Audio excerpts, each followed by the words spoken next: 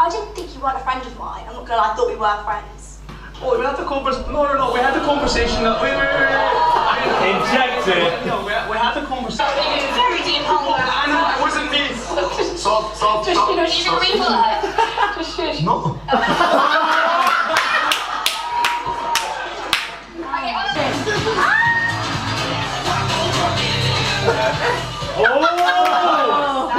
Daddy, have you two spoken yet? We've spoken a couple of times, haven't we? I've seen you at the final the other night. We haven't spoken. This is our first time actually speaking. We said that. Yewande, how do you feel towards Daddy? Nothing really. Yes, Yewande. Well, obviously the last thing you said to me was it was the best week of your life. So, God, Injected. like a day, I was like, wow. The boxer and the boring dog. No, not more quiet. This Love Island reunion was an absolute mess.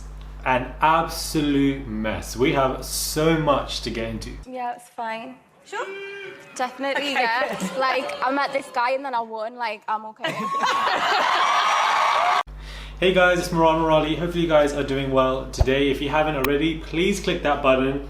What are you doing with your lives? Click that damn button for daily and consistent content, please. And do follow me on my Instagram at Murad_Morali. Go to my Instagram and click that button, type my name in, and follow me there as well. I'd massively appreciate it. Now, let's get into this whole mess. This was an absolute irritation. I did say this, that I do feel like, you know, we are going to hype up the expectations because a lot of mess did take place post, you know, the end of the Love Island show, in between the ending of the show and prior to the reunion. However, there were a few moments that I really did love, and so we're going to get into those first. Now, we obviously see this Anton and Molly May kind of, you know, verbal altercation that took place where we have these two individuals who are really upset with each other. Very deep hunger. They're irritated, especially Anton. My issue with this whole situation is, why was Belle so quiet? I don't understand. She was the one who literally said, I think Molly May is two-faced. Why did not Caroline Flack work with that and really get an answer from Belle to try and get on with what's going on? I feel like that's something that I feel like she should have done and she shouldn't have, but we'll get into Caroline Flack later on. Let's just put it to the side to a minute. We even had Anton who grills Molly May and says that, you know what, like, I didn't even follow you, and would I refollow you? No, I wouldn't. So the fact that he absolutely just grilled her, this is the content we deserve. We may not have wanted Molly May to have, you know, got that kind of energy from Anton. It was a bit unnecessary, you could say, so even immature. It was a bit random. He was going in on her, he was talking way too much. It was just not needed. But at the end of the day, we do look forward to reunions for these awkward, negative kind of moments. Very deep hunger. These consequences of people's actions, the altercations, verbal or physical or whatever. This is what we want. Content, drama, inject it. And I feel that's exactly what Anton was doing from a audience perspective to an extent, and I feel like even Molly May looked seriously pissed off. She looked really irritated by what was going on, and she just genuinely thought that they were friends. She thought that things were going on, you know, she didn't think they were best of friends, but she definitely thought that something was there. But clearly Anton's saying that there wasn't. He kept it very, very real, to a point that perhaps it was just a bit too real from the way he was saying it. He unfollowed her quickly, and clearly something was definitely not going well there. This whole Curtis and Maura stuff, people don't really care about Curtis much. We don't need to have him have so much airtime for no reason. It was very unnecessary. It was boring. Nobody was really checking for it. Okay, you know, the house stuff is cute, whatever, you want to hug your parents and whatever, when you see all that, cool.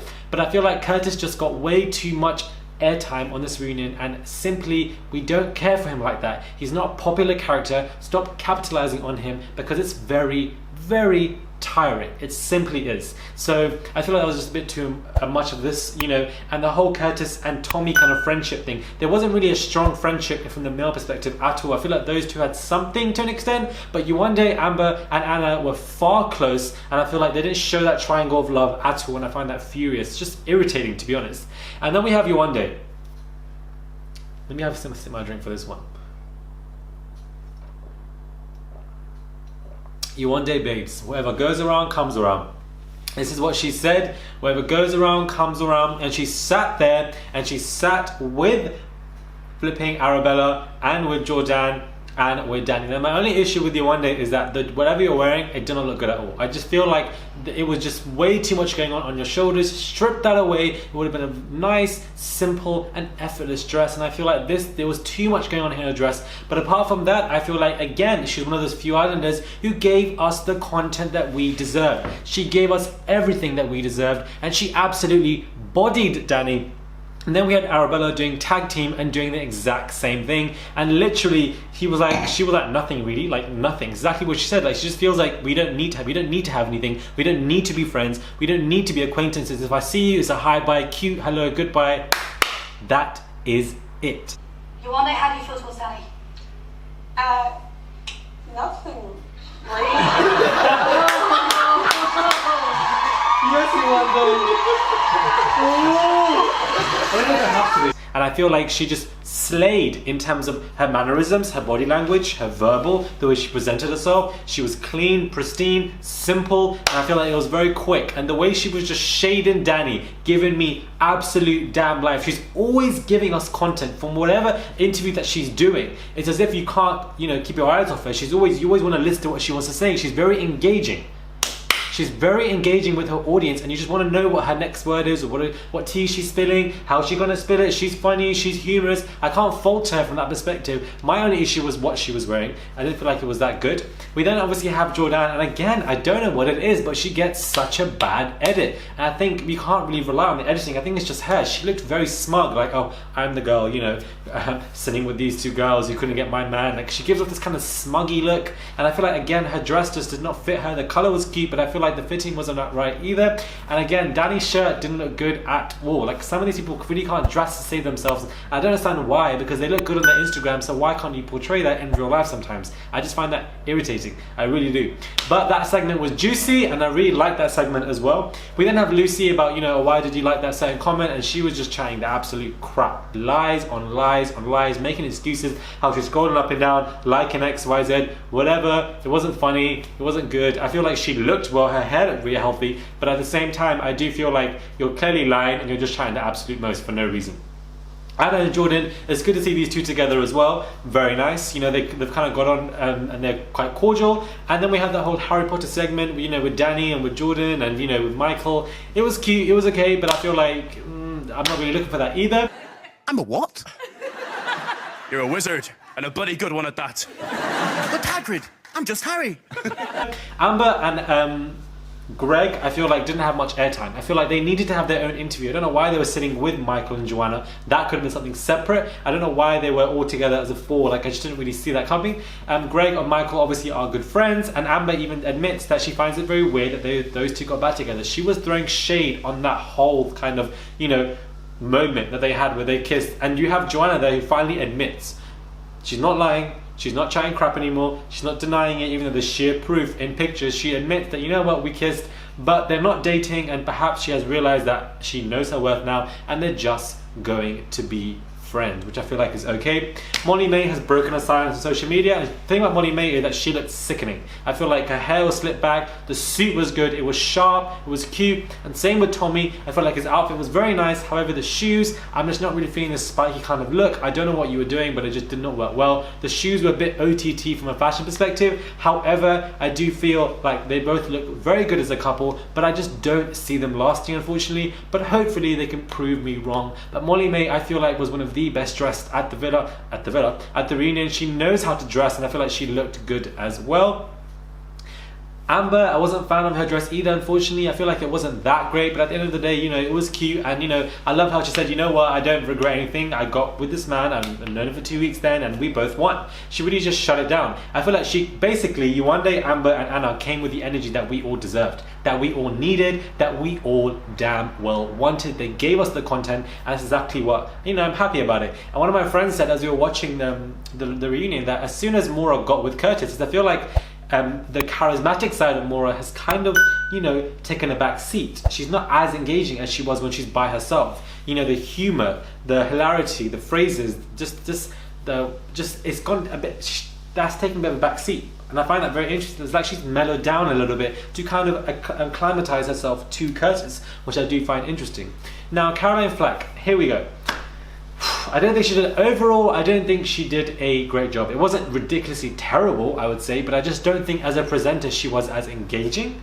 I feel like her questions weren't that great. They weren't that direct that she needed to be. And I feel like, why are we watching flashbacks of Love Island After Sun memories? We don't care. We don't care about that. No one watched it religiously to care about all of your outfits. And they all look clapped, really and truly, unfortunately. And she looked very tired today as well, doing it. Clearly she was out last night, whatever, they probably were, but still, you know, make sure you look a bit cute. And I feel like she just unfortunately wasn't. I just feel like her jokes were not landing, and I just feel like they weren't as direct. I don't think her job today on Love Island Reunion was terrible. I don't feel like she was awful. She wasn't really hesitant, and you know, she was hitting the mark on some of the stuff, and she did start out strong, but at the same time I feel like overall there needs to be a new person presenting Love Island, because I feel like she's done her job now, and it just came off a bit tired. It wasn't as sharp, that's the key word.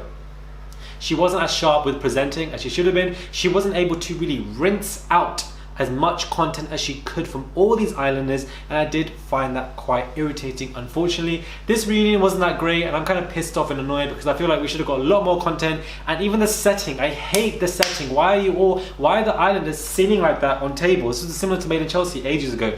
It should be like a real, the Real Housewives kind of reunion, where someone's sitting in the middle, Caroline Flack, and they're all sitting on either side, and obviously the people they're talking about should be at the front, and that keeps switching. That's what they should be doing, so they're facing off each other. I wanted a Belle and Molly May kind of altercation. We never got that. She didn't even speak a word. I found it irritating, but Yewande came through, and Anton came through. That stuff was messy. The Ian Sterling I feel like he was quite good.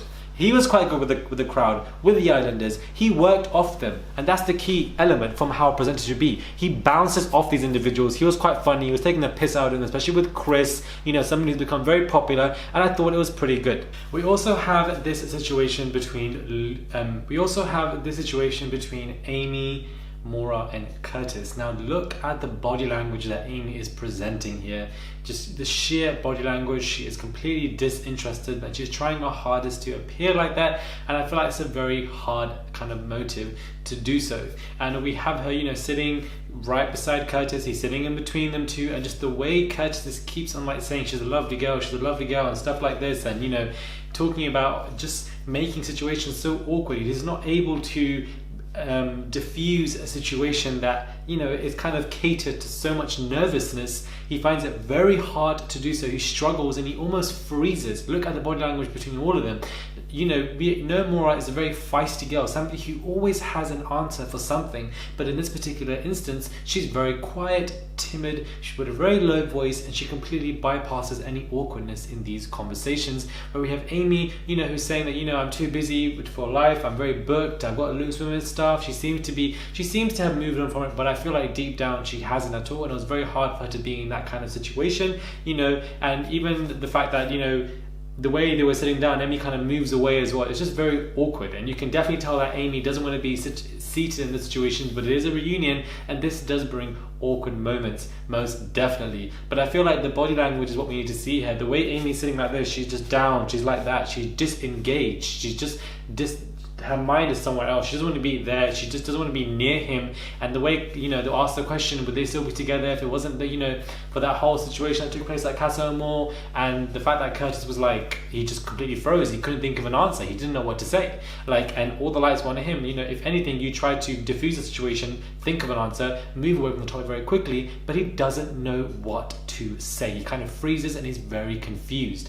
And I find that to be very interesting as well. And I feel like this whole situation is a damn mess. Curtis tries the absolute most to kind of, you know, not see himself as somebody who is kind of manipulative, and I feel like he definitely is. I don't think him and Maura will last at all. Give it 6 months maximum. These two will not go well on down the lines. Unfortunately, I feel like it just simply won't take place. We can see that Curtis is somebody who, you know, is a kind of like is a wolf in sheep clothing, as they say. It's that kind of saying, and I feel like it's very sly, and the way he played himself. It's funny how a lot of these guys, they play themselves, you know, they're very manipulative in this show, you know, the way they discard people and pick them up and discard them, and some girls are just as guilty of this, but more so guys in this season. But when it comes to the reunion, when it comes to them post Love Island, they're all seen as, you know, lovey-dovey individuals who are kind of faultless, or they're able to have the ability to play on this image and use it to their advantage. advantage, a form of a privilege, I feel. And I also feel like, you know, a lot of people dismiss what they've done, or they think they're able to, and you know, they're able to disassociate any negativity that from their own actions and their own consequences. Let me know what your thoughts are on this whole reunion. Do comment down below, I'd really appreciate it. Subscribe to my channel, click that button, subscribe. Follow me on my Instagram, let's start a discussion, and I'll catch you guys soon for another video.